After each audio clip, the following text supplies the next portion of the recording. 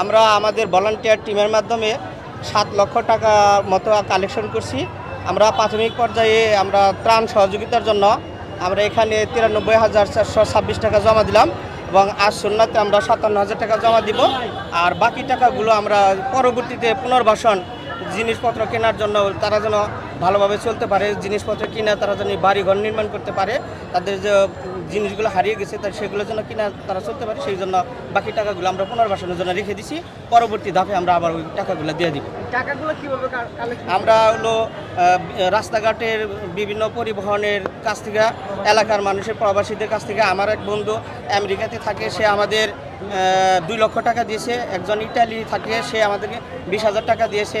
আরেকজন ব্যবসায়ী, সে 50,000 টাকা দিয়েছে। আরেকজন সিঙ্গাপুর প্রবাসী, সে দিয়েছে 30,000 টাকা। এবং স্কুল, কলেজ, মাদ্রাসা, প্রাইমারি স্কুল এগুলো ছাত্রছাত্রী এবং শিক্ষকদের কাছ থেকে কালেকশন করে আমাদের মোট টাকা হয়েছে 7 লাখের মতো। বুঝতে পারেন?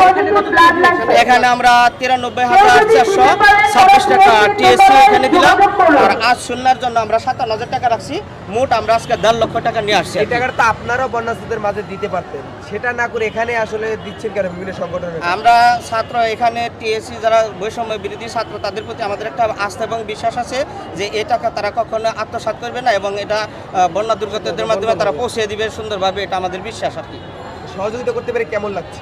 আমাদের অনেক ভালো লাগছে এবং আমাদের এখানে যারা আছে আমাদের সাথে পড়ায় আমার সদস্য, এরা সবাই স্বতঃস্ফূর্তভাবে কাজ করছে এবং এই কাজের দ্বারা তারা আরও অনুপ্রাণিত হয়ে ভবিষ্যতে আরও এই ধরনের কাজ করবে বলে আশা করি। আপনি কি মনে করেন এটাই বৈষম্য বিরোধী বাংলাদেশ?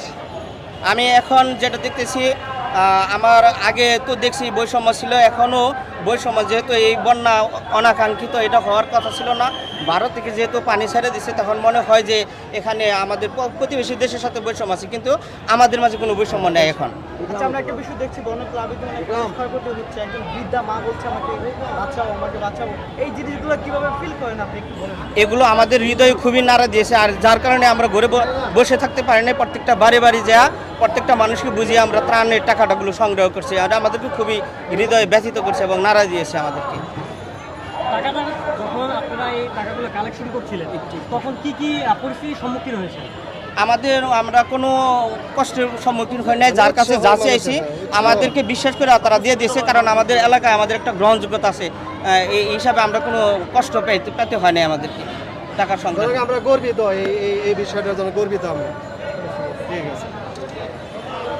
মূলত আমরা এখানে বন্যা দুর্গতদের জন্য সাহায্য সহযোগিতার জন্য আসছি। আমরা টাঙ্গাইল, মির্জাপুর, বাসতুল ইউনিয়ন থেকে আসছি।